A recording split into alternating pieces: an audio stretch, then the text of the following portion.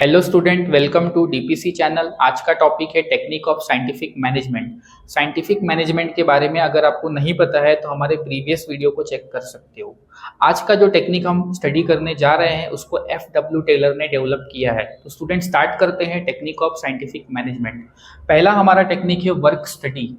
FW Taylor बोलते हैं कि अगर आपको साइंटिफिक मैनेजमेंट करना है तो वर्क की स्टडी करनी पड़ेगी।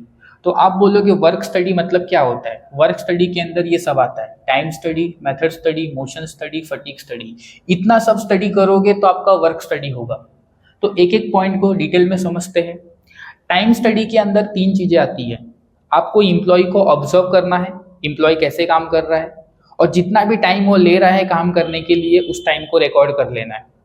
रिकॉर्ड करने के बाद आपको एक स्टैंडर्ड टाइम सेट करना है। ये तीन काम आपको टाइम स्टडी के अंदर करनी है। पहला, इम्प्लॉय को ऑब्जर्व करना है।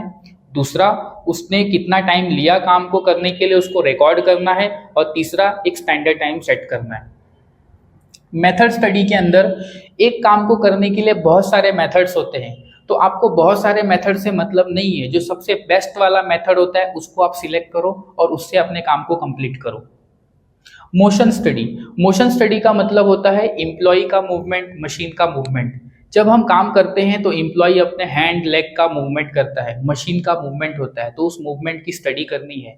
जो जरूरी मूवमेंट है वो तो ठीक है, लेकिन जो गैर जरूरी मूवमेंट है, अननेसेसरी मूवमेंट है, उसको एलिमिनेट कर देना चाहिए। Fatigue study. फटीग स्टडी का मतलब होता है वर्कर से लंबे टाइम तक काम करवाना बिना किसी ब्रेक के। तो इससे क्या होगा, अगर आप वर्कर से लंबे टाइम तक काम करवा रहे हो तो वर्कर की इफिशियंसी कम हो जाती है। तो आपको फटीग कम करना चाहिए। फिर फटीग अच्छी बात नहीं होती है। तो अगर आपको साइंटिफिक मैनेजमेंट करना है तो फटीग स्टडी कम होनी चाहिए। तो वर्क स्टडी आपको क्लियर हो गया होगा। वर्क स्टडी के अंदर हम टाइम स्टडी करते हैं, मेथड स्टडी करेंगे, मोशन स्टडी करेंगे, फटीग की स्टडी करेंगे। ये हमारा पहला टेक्निक था। दूसरा टेक्निक देखते हैं, standardisation of tools and equipment. FW Taylor बोलते हैं कि टूल और इक्विपमेंट स्टैंडर्ड क्वालिटी के होने चाहिए। अगर आपको साइंटिफिक मैनेजमेंट करना है तो आप कितना भी मैनेजमेंट कर लो, कितनी भी प्लानिंग कर लो, लेकिन अगर आपका टूल खराब है, इक्विपमेंट्स खराब है, तो आप अच्छी क्वालिटी का प्रोडक्ट नहीं बना सकते। इसीलिए आपका टूल्स एंड इक्विपमेंट अच्छी क्वालिटी के होने जरूरी है। स्टूडेंट आगे चलते हैं तीसरे टेक्निक पे, जो कि है scientific task setting. Task setting काफी इंपॉर्टेंट होता है, क्योंकि अगर आप टास्क को सेट नहीं करोगे तो वर्कर अपनी कैपेसिटी से कम काम करेगा। सपोज कोई वर्कर 100 यूनिट बना सकता है, लेकिन वर्कर 80 और 70 यूनिट्स ही बनाता है, क्योंकि उसको कोई टास्क नहीं दिया जाता है। तो आपको हमेशा वर्कर को एक टास्क देना है कि तुम्हें 100 यूनिट बनानी चाहिए। इससे क्या होगा, वर्कर के पास एक टारगेट रहेगा और वो हमेशा उस टारगेट तक पहुंचने की कोशिश करेगा। तो FW टेलर इस पॉइंट के अंदर यही समझाते हैं हमको कि आपको एक टास्क सेट करना है हमेशा, और वो टास्क साइंटिफिक होना चाहिए। साइंटिफिक का मतलब क्या होता है, ज्यादा भी नहीं कम भी नहीं। जैसे मान लो वर्कर की कैपेसिटी 100 यूनिट बनाने की है और आप उसको जबरदस्ती बोल रहे 140 यूनिट बनाओ, तो कैसे बनाएगा 140 यूनिट? वो सभी बना सकता है, उतनी कैपेसिटी है उसकी। तो आपको साइंटिफिक टास्क सेटिंग करना है। अपने मन से 140, 150 कुछ नहीं बोलना है। जो साइंटिफिक होता है, कैलकुलेशन करके आपको 100 यूनिट डिटरमाइन करनी है कि हाँ आप 100 यूनिट को बनाओ। तो साइंटिफिक टास्क सेटिंग काफी इंपॉर्टेंट होता है। इससे वर्कर हमेशा अपनी कैपेसिटी से ज्यादा काम करके आपको देगा। फोर्थ टेक्निक है scientific selection and training. Selection और ट्रेनिंग काफी इंपॉर्टेंट होता है किसी भी ऑर्गेनाइजेशन के अंदर, क्योंकि सिलेक्शन और ट्रेनिंग से ही हमें अच्छी क्वालिटी के वर्कर मिलते हैं। अगर आप अच्छे वर्कर को सिलेक्ट ही नहीं करोगे तो आप उसको ट्रेनिंग कहाँ से दोगे, और ट्रेनिंग नहीं दोगे तो फिर आपका वर्क भी प्रॉपरली कंप्लीट नहीं हो पाएगा। तो इस पॉइंट के अंदर FW टेलर क्या बताते हैं कि आपका जो सिलेक्शन करने का तरीका होगा वो साइंटिफिक होना चाहिए।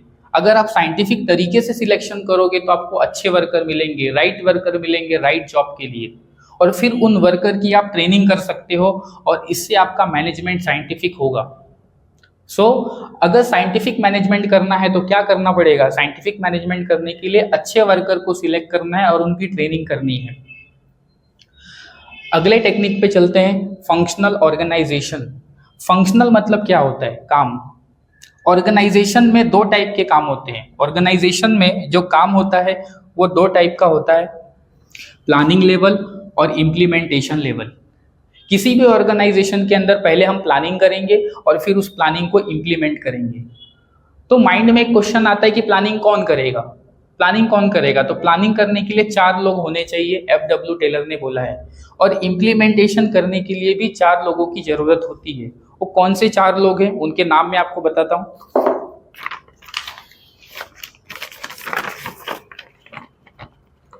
अगर आपको प्लानिंग करना है तो कौन से 4 लोग चाहिए? Root clerk, instructor clerk, time and cost clerk, discipline clerk. ये 4 क्लर्क आपको चाहिए प्लानिंग करने के लिए। इम्प्लीमेंटेशन करने के लिए भी 4 लोगों की जरूरत होती है। कौन से 4 लोग? Gang boss, speed boss, repair, instructor. ये 4 लोगों की जरूरत होती है आपको इम्प्लीमेंटेशन करने के लिए। तो ये चारों नाम आपको याद रखने चाहिए। आगे चलते हैं, differential piece rate wage plan. काफी बड़ा पॉइंट है, इसको मैं शॉर्ट में समझाता हूं कि सपोज करो कंपनी में एक वर्कर है, वो वर्कर अपनी कैपेसिटी से कम काम कर रहा है और एक दूसरा वर्कर है वो अपनी कैपेसिटी से ज्यादा काम कर रहा है। तो क्या आप दोनों को सेम वेजेस दोगे? एक ने कम काम किया है कैपेसिटी से और दूसरे ने कैपेसिटी से ज्यादा काम किया है, तो क्या करना चाहिए? दोनों को वेजेस सेम देना चाहिए? नहीं, दोनों को वेजेस डिफरेंट देना चाहिए। क्योंकि एक कैपेसिटी से ज्यादा काम कर रहा है तो उसको आप ज्यादा वेजेस पे करोगे, एक कैपेसिटी से कम काम कर रहा है तो उसको आप कम वेजेस पे करोगे। इसीलिए ये पॉइंट बताता है differential piece rate wage plan. जो वेजेस होगा वो आपको डिफरेंट पे करना है अकॉर्डिंग टू वर्कर। पहले आप वर्कर की इफिशियंसी देखो कि वर्कर की इफिशियंसी क्या है। अगर वो ज़्यादा इफिशियंट है तो उसको मोर वेजेस पे करना है, अगर वर्कर कम इफिशियंट है तो उसको कम वेजेस पे करना है।